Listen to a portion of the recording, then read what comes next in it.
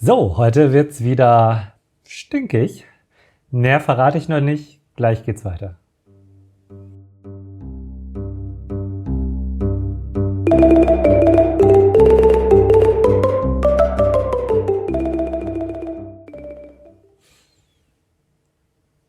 Ich hätte fast wieder so gesagt und jetzt sage ich einfach Hallo und schön, dass ihr wieder dabei seid. Ich habe euch heute eine Alocasia mitgebracht. Nein, das habe ich natürlich nicht. Ich habe euch heute eine Orchidee mitgebracht. Und zwar wieder eine aus dem eher stinkigen Segment der Bulbophyllum-Orchideen. Heute wird es aber nicht ganz so schlimm wie bei der Bulbophyllum graveolens, die ich euch in meinem allerersten YouTube-Video vorgestellt habe. Fühlt sich an, als wäre es schon ewig her. Dabei ist es erst ein paar Wochen her, dass ich mein erstes Video aufgenommen habe. Fühlt sich schon so an, als wäre das, gehörte das zu meinem Alltag. Immer noch weird, dass ich das jetzt tue. Naja, egal. Ich habe auf jeden Fall gedacht, ich zeige euch mal wieder eine Bulbophyllum-Orchidee. Ich habe viele Bulbophyllum-Arten bei mir in Kultur. Am Anfang habe ich die wirklich sehr hart gesammelt und war total fasziniert von diesen Pflanzen. Hängt auch mit verschiedenen Faktoren zusammen. Wir kommen bestimmt auf die ein oder anderen auch heute.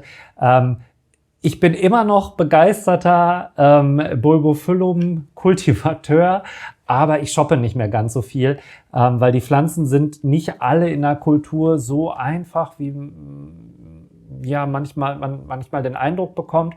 Und ich muss so ein bisschen aufpassen, dass das vom Platz her auch noch hinhaut, weil manche werden auch wirklich ausladend groß oder bilden sehr große Rhizomabschnitte, die dann die Kultur einfach ein bisschen schwieriger machen.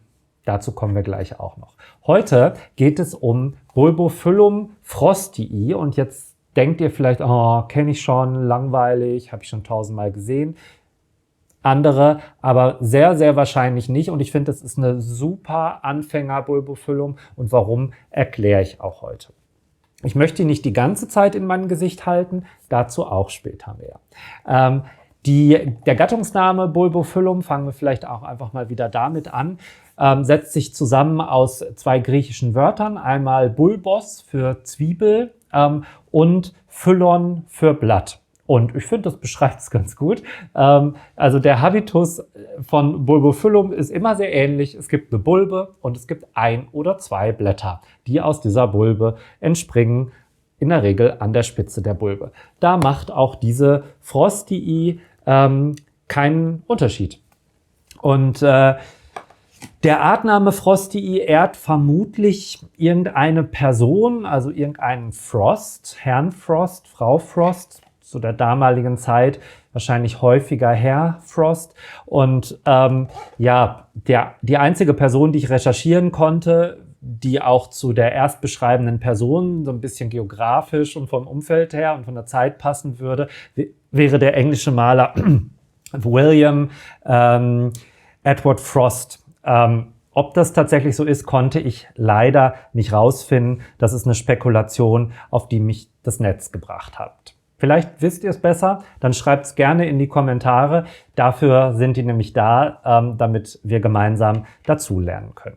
Die Gattung Bulbophyllum ist eine riesige, die größte in der Familie der Orchideen und umfasst laut Plants of the World aktuell 2199 Arten. Und aktuell ist tatsächlich wichtig dazu zu sagen, weil in dieser riesigen Gattung passiert unglaublich viel. Also ich bekomme wirklich in recht häufigen Abständen oder recht häufig mit, dass neue Erstbeschreibungen passieren. In dieser Gattung tut sich einiges, also da ist bestimmt noch einiges an Luft nach oben.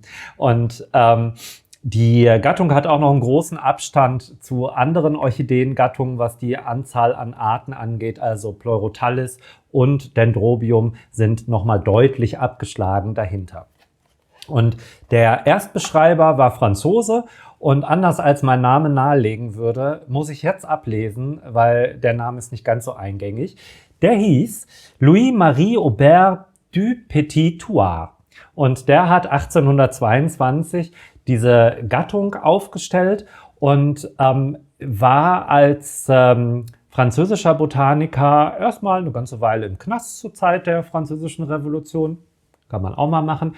Und ist dann Ende des 18. Jahrhunderts Richtung Afrika gereist und hat da Reisen nach Mauritius, Madagaskar und auch in wirklich für die Zeit beeindruckend weit entfernte französische Kolonialgebiete gemacht und hat dort vermutlich auch diese Gattung zum ersten Mal kennenlernen dürfen. Die kommt nämlich tatsächlich auf 4 Kontinenten vor. Amerika, Asien, Australien und eben auch in Afrika. Und damit ist sie nicht nur eine riesige Gattung, sondern auch eine unglaublich breit verbreitete Gattung, die einfach fast überall auf der Welt vorkommt. Und deswegen ist diese Gattung auch nicht so einfach über einen Kamm zu scheren, so wie ich das am Anfang gemacht habe. So alle pitchnass halten, alle warm und dunkel. So, die brauchen nicht viel Licht. Das waren so die Vorstellungen, die ich im Kopf hatte von Bulbophyllum-Kultur. Und ganz so einfach ist es tatsächlich nicht. Das heißt, man muss viel mehr differenzieren. Und gerade da kommt einem dann die Recherche zugute, die ich ja immer nahelege, nämlich zu gucken, wo wurde die Pflanze beschrieben, wo kommt sie vor, vielleicht mit Standortfotos rauszukriegen, wie wächst die da, wächst die tief oder sehr hoch in den Bäumen und hat sie viel Licht, wenig Licht, wie sind die Temperaturschwankungen. Ihr kennt das alles. Gerade bei dieser Gattung ist es total wichtig, eben genau das zu recherchieren. Und Bulbophyllum haben ein kriechendes Rhizom und zum Teil haben die sehr, sehr breite, lange Rhizomabschnitte. Also zwischen den Bulben, die sich bilden, bleibt ein riesiger Abstand. Also der kann wirklich grotesk lang sein, was die Kultur dieser Gattung manchmal einfach ein bisschen herausfordernder macht als bei anderen Arten, die man eher so auf engerem Raum kultivieren kann. Und die Pseudobulben sind immer so eiförmig bis rund, haben manchmal so vertikale Kanten, die so fast schon die Bulbe dann nicht mehr rund wirken lassen, sondern sehr kantig.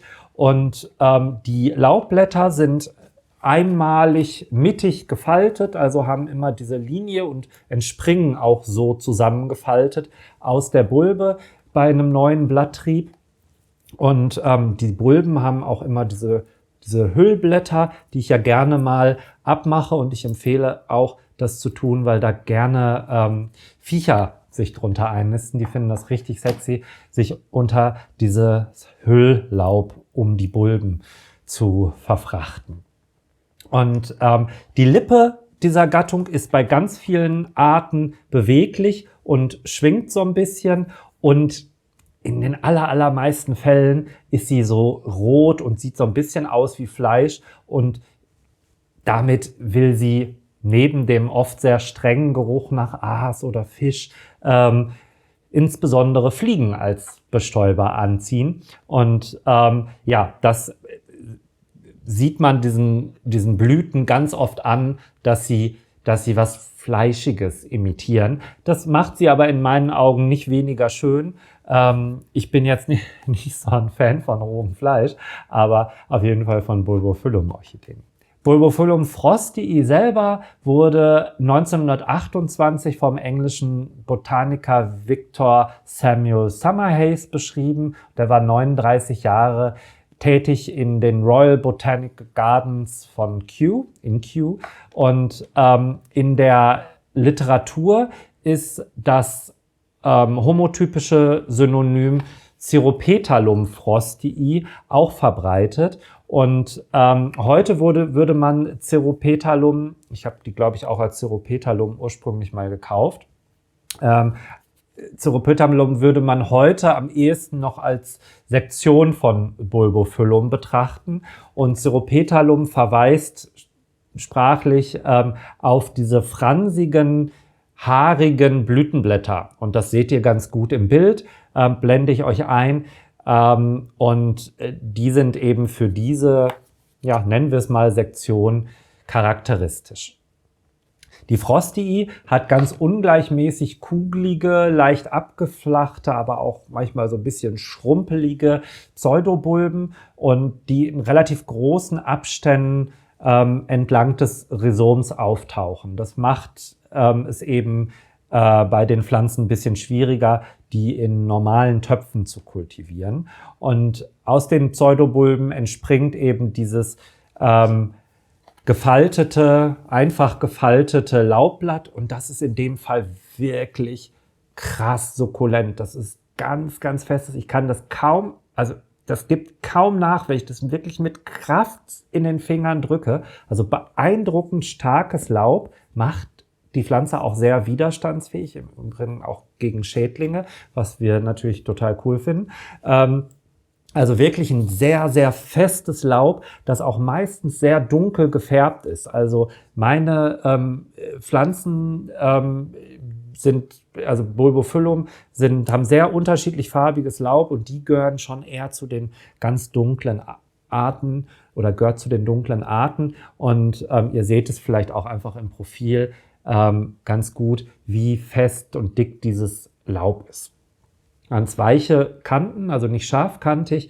Wirklich, ich finde, ein schönes Laub und mitunter dafür mag ich auch dieses Bulbophyllum, aber auch wegen der sehr, sehr schönen Blüten, die ihr jetzt hier nicht so gut erkennen könnt wie auf den Detailaufnahmen.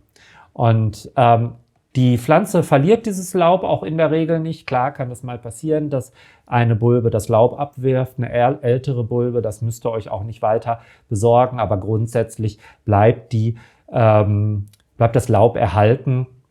Die hat auch keine strikten Ruhezeiten oder Ähnliches, aber dazu kommen wir gleich später nochmal.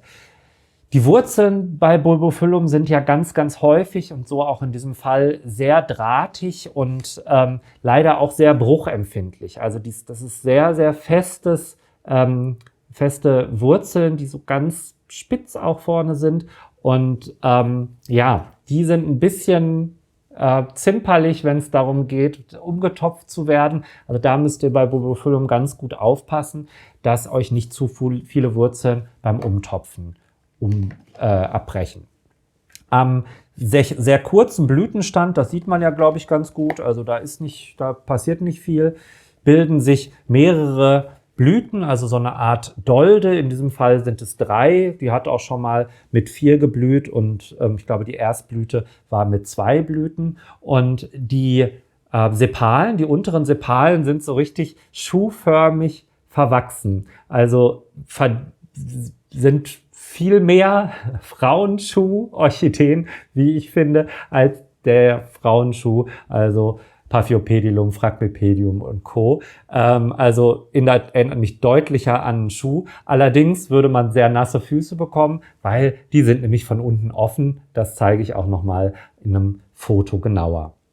Und die Petalen und die obere Sepale sind eben so haarig an den Spitzen und die Grundfarbe der Blüte so gelb-grünlich, kommt sehr häufig vor bei den Bulbophyllum, mit sehr dunklen roten Sprenkeln. Und das Äußere der Blütenblätter, also die Rückseite quasi, wenn man sich vorstellt, dass sie wirklich ganz geöffnet ist so, ja, ein bisschen warzig, fein warzig, sieht man auf den Nahaufnahmen nur ganz gut. Das kann ich euch hier tatsächlich im Video kaum verdeutlichen. Da stellt die Kamera nicht drauf scharf. Und die Lippe ist frei schwingend und sieht so richtig, also sieht wie eine Zunge aus, so ganz fleischig, genarbt, längs genarbt und so ganz, ganz dunkelrot. An der erkennt man auch ganz gut, wenn die Blüte es fast geschafft hat und langsam den Geist aufgibt, wenn diese Lippe noch so richtig nachdunkelt und so fast schon schwarz wird, dann ziehen in der Regel die Blütenblätter langsam nach und deswegen musste ich mich jetzt auch beeilen, um das noch für euch aufnehmen zu können. Die Nahaufnahmen sind aber von einem früheren Stadium, die konnte ich jetzt schon am letzten Wochenende machen und jetzt kann ich euch quasi so das Endstadium der Blüten noch hier zeigen. Und ihr seht jetzt hier anhand meines Fingers auch ganz gut die Blütengröße, also durchaus überschaubar, aber nicht weniger schön, wie ich finde. Vor allen Dingen sieht man das gut in den Nahaufnahmen. Und ihr seht, ich halte die relativ nah an mein Gesicht und anders als bei der Bulbophyllum graveolens bin ich hier noch nicht schon fast zusammengebrochen, ob des Geruchs. Also der ist da. Ich teste nochmal. Ja, oh, wow, ja. Auch, also sobald man so richtig nah rangeht, riecht man, ich wollte eigentlich sagen, so schlechtes Fleisch und Fisch. Und jetzt riecht es so ein bisschen in diesem Stadium so ein bisschen wie so ein kräftiger Käse. Also ja, das Gute ist, das Parfüm dieser Orchidee, schweres Parfüm zu nennen, ist nicht sehr potent. Also hier rieche ich nichts. Also die stinkt euch wirklich nicht die Zimmer voll. Da müsst ihr bei der keine Sorge haben. Also ganz anderes Kaliber als die riesigen Blüten der Graveolens. Und ja, oh, ja, wirklich so in der Sonne nachgereifter Gouda-Käse. Oh. Ja, die Blüte hält so ungefähr 2 Wochen und es gibt gar keine feste Blütezeit für diese Orchidee. Also die kann euch jederzeit überraschen. Die Knospen hätte ich auch erst fast gar nicht gesehen, weil die einfach so in diesem Grün des Topfes verschwinden. Die Herkunft kommt vorrangig aus Vietnam. Es sind auch Standorte in China beschrieben, also auf Taiwan habe ich einen beschriebenen und nachgewiesenen Standort finden können. Angeblich auch in Thailand, dazu habe ich aber keine genauen Standortdaten gefunden, ist also mit Vorsicht zu genießen. Und die kommt in etwas höheren Höhenlagen vor, so von 1000 bis 1500 Meter, was die durchaus auch ein bisschen kältetolerant macht. Gleichzeitig ist meine Erfahrung mit der Orchidee, dass sie diese Kälte auch so ein bisschen für die Blüteninduktion braucht. Also die braucht scheinbar so ein bisschen einen kühleren Reiz und den bekommt sie bei mir vor allen Dingen dadurch, dass sie sehr, sehr nah an einem Ostfenster steht. Und zwar ist darunter die Heizung, die im Wohnzimmer ordentlich ballert, aber nachts durch die Nachtabsenkung der Heizung kriegt die, glaube ich, dann durchaus Kälte vom Fenster mit. Und das scheint ihr ganz gut zu gefallen. Und deswegen blüht die auch bei mir. Das ist zumindest meine These, recht zuverlässig. Die kommt in Vietnam sowohl in Zentralvietnam als auch im Süden vor. Zumindest Richtung Süden gibt es auch deutliche Regenunterschiede, also Regenmengenunterschiede im Jahresverlauf. Also in den Wintermonaten fällt deutlich weniger Regen als in den Sommermonaten. Ich würde bei der Orchidee trotzdem, und das bringt uns jetzt so ein bisschen auch zur Kultur schon, keine harte Trockenruhe wie bei einer terrestrischen Orchidee zum Beispiel einlegen, sondern wenn überhaupt so eine leichte Schwankung, die eigentlich natürlich ist, gerade wenn ihr die hier bei uns in unseren Breiten kultiviert, hat sie vielleicht im Winter ohnehin weniger Licht und dann gießt man auch weniger. Das reicht ihr dann schon an saisonalen Unterschieden, was das Gießen angeht. Die ist von der Luftfeuchtigkeit nach meiner Erfahrung überhaupt nicht empfindlich. Das liegt natürlich auch so ein bisschen am sukkulenten Laub. Wie gesagt, die steht bei mir mit wenigen anderen Pflanzen im Wohnzimmer und anders als hier in dem Pflanzenzimmer sind da einfach wenig Pflanzen und die Luftfeuchtigkeit ist deutlich niedriger. Also da komme ich, wenn es richtig gut läuft, mal auf 50%. Im Winter, wenn die Heizung ballert, sind wir da aber auf jeden Fall drunter. Und das scheint ihr sehr, sehr wenig auszumachen. Und die mag gerne auch kräftiges Licht, kommt aber bei mir auch mit Morgensonne ganz gut zurecht und das ohne Zusatzbeleuchtung. Also die ist auf jeden Fall, was das angeht, eine pflegeleichte Orchidee. Was die Blühfreudigkeit angeht, habe ich ja schon gesagt, manchmal so ein bisschen zögerlich, aber versucht es dann wirklich mal mit so einem Kältereiz oder so einer natürlichen Nachtabsenkung sehr, sehr nah am Fenster. Das funktioniert bei meiner ganz gut. Ich habe meine aktuell in Steinwollwürfeln, das habt ihr vielleicht schon gesehen, und in einer Schale, die mir ein Freund mitgebracht hat, der gerne Tiramisu mag. Und die habe ich mit Löchern versehen. Und da wächst die ganz fantastisch jetzt schon eine Weile drin. Ich habe die allerdings anfangs auch in Sphagnummoos gehabt. Da hatte ich immer sehr, sehr große Schwierigkeiten, wenn ich dann doch mal so nachlässig war und das Gießen vergessen habe, dieses Sphagnummoos wieder saugfähig zu bekommen. Das wird ja sehr, sehr hydrophob, wenn das hart ist. Deswegen wird das ja auch oft so in so gepressten Blöcken verkauft. Ihr legt das in Wasser und es dauert dann wirklich eine ganze Weile, bis das wieder Wasser gezogen hat. Bedeutet, wenn das einmal abgetrocknet ist, ist es mit einfach ein bisschen drüber gießen nicht getan. Dann perlt das alles runter, läuft durch den Topf und das war's. Das heißt, ihr müsst dann so richtig Mühe investieren, die tauchen, und das ist bei der Menge an Pflanzen bei mir auf jeden Fall nicht mehr so gut möglich. Und deswegen habe ich mich irgendwann inspiriert von jemandem aus der Deutschen Orchideengesellschaft für die Kultur in Steinwollwürfeln. In dem Fall sind das so 1 Zentimeter große Würfelchen, begeistert. Und da muss man ein bisschen was beachten in der Kultur. Ich mache auf jeden Fall auch noch mal ein eigenes Video zu meinem Umgang mit Steinwollwürfeln. Insbesondere ist es wichtig, dass ihr die ab und zu mal so richtig kräftig durchspült. Und das ist bei mir noch umso wichtiger, weil ich bin so hart gießfaul, dass ich, ihr habt es vielleicht schon gesehen, sogar so einen Selbstbewässerungsdocht im Topf habe. Warum der jetzt hier so lang ist, weiß ich ehrlich gesagt nicht. Der läuft innen im Topf einmal so unten lang, und ich habe die im Regal, im Fenster stehen in diesen Wannen. Und der Docht liegt dann da immer so seitlich drin, und ich gieße in die Steinwolle rein und dann fließt einiges durch und das landet dann in dieser Wanne und wird nach und nach über den Docht dann noch ganz komfortabel wieder aufgesaugt.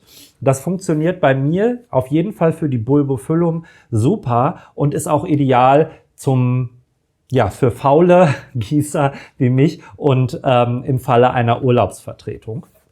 Auch ganz, ganz super. Wo ihr nur drauf achten müsst, weil ihr ja beim Gießen von oben auch immer wieder Nährstoffe zuführt, wenn ihr düngt zum Beispiel, müsst ihr zwischendurch auch mal, insbesondere dann, wenn eben so ein Selbstbewässerungsdocht auch sogar noch das durchgelaufene Wasser wieder hochzieht, dran denken, dass ihr mal so richtig kräftig mit reinem Wasser, also unaufgedüngtem Wasser, auch durchspült. Und das mache ich zwischendurch dann tatsächlich mal mit Leitungswasser und nehme mir einfach die Pflanze und spüle da so richtig mit lauwarmem Wasser durch. Das tut der gut, und dann spült sich so ein bisschen was von den angereicherten Düngesalzen, Mineralstoffen und so weiter hier aus dem Substrat raus. Und ihr seht, das bildet so einen, geht so ansehnlichen Grünbelag, dieses Substrat, allein schon durch die ständige Feuchtigkeit. Irgendwann bildet das aber so ein richtiges Moospolster und dann wird's richtig schön und das sorgt dann wirklich für ein super Klima in diesen Schalen. Das Weiterverwenden von solchen Plastiksachen, die man sonst in Müll schmeißen würde, mache ich bei ganz vielen Pflanzen. Auch dazu kommt nochmal ein Video, was ich mir da so alles habe einfallen lassen. Standardmäßig würde man diese Orchidee wahrscheinlich viel häufiger aufgebunden finden, und das liegt auch an diesem kriechenden Rhizom mit diesen breiten Abständen, breiten Abständen zwischen den einzelnen Bulben. Die kann man dann natürlich schön, die Pflanze, um so einen Ast von allen Seiten rum wachsen lassen oder so eine Korkröhre.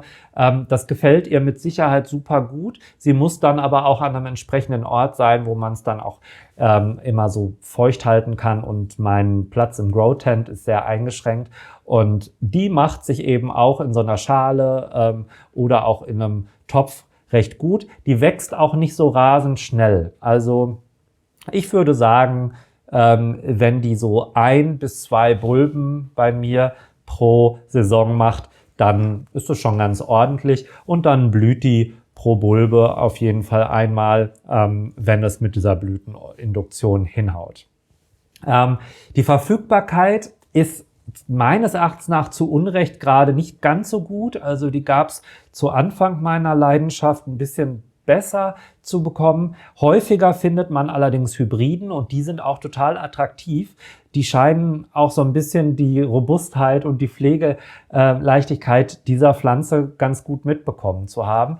Ich halte sie nochmal mit diesem ein bisschen siffigen Selbstbewässerungsdocht in die Kamera, damit ihr sie nochmal in den letzten Sekunden dieses Videos anschauen könnt. Ich finde, das ist eine tolle Anfängerbulbofüllung und ich würde euch die auf jeden Fall empfehlen, wenn ihr Lust auf Bulbofüllung habt. Die Frostii macht echt einiges mit und kann eben auch diese vielleicht auch mal ungewollten, längeren Trockenreize, die ich ihr zumute, ganz gut wegpacken. Die Bulben schrumpeln dann so ein bisschen vor sich hin. Überhaupt kein Problem für die Pflanze, ganz im Gegenteil, passt halt auch, wie gesagt, so ein bisschen zum natürlichen Habitat der Pflanze. Habt ihr vielleicht auch irgendwie eine Bulbophyllum, die ihr so mega gut findet, die ihr total gerne in Kultur habt, dann schreibt es mal gerne in die Kommentare. Ich bin auch jederzeit bereit, nochmal die ein oder andere Bulbophyllum entgegen meines Plans zu kaufen. Also bin für jede Anregung dankbar. Ich danke euch fürs Zusehen. Endlich mal wieder eine blühende Bulbophyllum, die so ein bisschen stinkt. Ich hoffe, es hat euch Spaß gemacht und wünsche euch einen ganz schönen Tag oder Abend, je nachdem, wann ihr das hört. Und freue mich, wenn wir uns wiedersehen bei Fungus Orchids. Macht's gut. Ciao.